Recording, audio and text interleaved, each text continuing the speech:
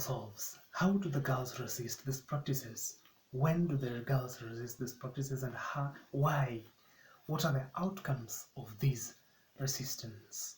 We find the first result of the outcome on page 3. Now, on this page, Riziana and Tayo are talking, and Tayo says, Riziana yeyo, I hope nothing of that sort happens. If it does, she shrugged her shoulders and pulled an expressive face. I don't know what would happen to us. Then, that's why it is imperative that you persuade Papa to allow us. You see, Riziana is telling Tayo, it is a must. We have no choice. We just must persuade our Papa to allow us go back to Nakuru. She threw herself on bed. We must beat them to it. As you can see, she doesn't want FGM. She wants to beat the society to it. She wants to overcome. She wants to be a victor in the fight against FGM. We must convince him to let us go before they prevail upon him to embrace outdated and archaic traditions. As you can see, Riziana feels that FGM is archaic and it's outdated. It's not relevant. She questions why it's still being done today. I'll do that soonest, dear sister, Tayo says thoughtfully. I'll try to persuade him to see our way. How soon is soonest? So here Riziana again is pressing on her sister to request the father that they leave Nasila back to Nakuru so that they can escape from FGM. Another instance is on page 58, where the instance of these practices is seen. What sent shivers down into the pit of Riziana's stomach, creating a permanent traumatic image in her mind, was the Olmurunya. This is an incident when the Enkamuratani visited their home, and the two girls had the opportunity to interact and see the Enkamuratani face to face. That was a blade-like shaped, like a smoothing blade, that she unwrapped out of the oilskin. Then Enkamuratani brandished it aloft with her gnarled, withered claw-like hand. She demonstrated to them the dexterity of her fingers and showed the way she went about her profession of transforming young girls into young women through the cut of Olmurunya. Riziana did not find it funny. When she thought of the barbaric operation, she felt scared and inched closer to Tayo, who lay there beside her. She thought of the aggressive young man who grinned impudently at them and kept reminding them that they were Intoye Mangalana. Would he one day grab them and drag them to the Enkamuratani and let her Olmurunya transform them into decent women of Nasila? God forbid.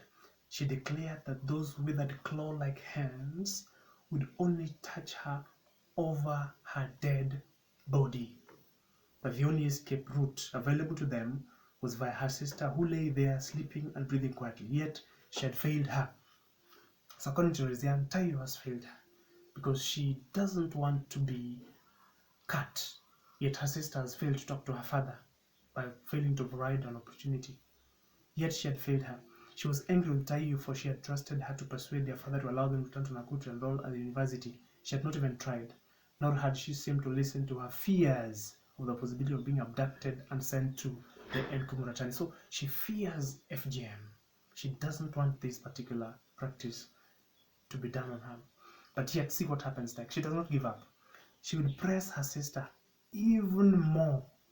And with that promise, dawn came, and she rubbed her irritated, swollen red eyes as the sunlight flooded in it and lit the dark and hidden corners of the bedroom. She stirred and struggled out of bed, grimly set about to begin another day. As you can see, Riziana has not slept the whole night up to dawn. She's worried sick about FGM and what would happen to them. She has tried persuading her sister, but she has failed her. She does not give up. She still would press her more so that they would escape this horrible practice. Now, if you look at page 81 all the way to page 91, Joseph Parmwa tells the two girls about the story of Olarinkoi, the original Olarinkoi, and how FGM was initiated originally by the women to help them overcome the the influence of the men who had come to capture them, who were the men of Olarinkoi. Now, on page 90, towards the end of that story, Reziane questions the relevance of FGM today, because according to her, FGM was meant to help the women overcome the influence of the Larincon warriors. These warriors had made them compose lewd songs and dance in the most uncompromising and illicit manner that enticed their sexuality until they could not resist the urges that they had in their bodies. Therefore, one woman had discovered that there was a part in them that brought those urges and it was cut out. This brought about FGM. Now, on page 90, listen to the words of Reziane as she talks to Yeyo. Exactly, said Reziane triumphantly. It's the latter-day Larincon who are wreaking havoc on us women, surely Yeyo. If one discovered a nasty but potent medicine that once taken cured an ailment, must they continue swallowing it every day? 10 years down the line? I find that absurd. The sensible thing would be to discard the bitter medicine once people are cured. Period. Tell me, Yeyo, what use is FGM to today's woman? Are you suggesting that it is the men who continue to perpetuate this cultural right? Her mother asked, perplexed by her daughter's arguments. Yes, they are creators of the labyrinth that women continue to meander around, she said philosophically. Even if I'm reluctantly convinced that it is the women and not the men who initiated that obnoxious ritual, who provoked the women to do so.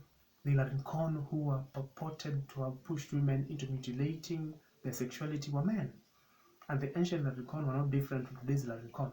The ancient Larincon were sadist and despotic.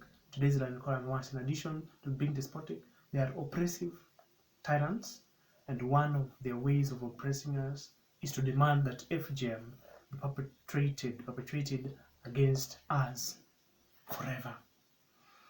It is therefore evident that Reziane resists FGM, despite being explained for, despite the Nkomuratani herself coming to their home and showing them the Olmurunya. She still does not feel that there's need for this practice on them. She feels it's outdated, archaic, and talks to her sister to daily try to persuade Olekailo to take them back to Nakuru to register at Egerton University as a way of escaping this horrid practice. In the long run, Reziane and Tayo finally ran to Munich and are registered at Egerton University. They therefore finally escaped triumphantly. Therefore, it's evident that when disastrous cultural practices are resisted, then in the long run there is victory, which is worth the pain the girls go through. Dear viewer, this background information is sufficient to score perfect marks for any student. You can also look at the other ideas like chauvinism, forced marriage, and then traditional education. If the background information is sufficient, then the person scores full marks with this explanation. In literature, as long as you have already drawn the 4 points and you have the main point at the center, you can always focus and get the answers to the question. And this is what's most important in literature: garnering the background information. What supports the evidence that you're giving? And that is what we've discussed in our segment today. Always remember to subscribe to Saribili YouTube channel to get the most awesome analysis of this literature set text. Also, take your time and look at Teacher Azi's work and also Wekati Wafula's work on literature. These are excellent legends who have discussed and analyzed the segments of literature to ease in your work as a teacher. All the best. Good day.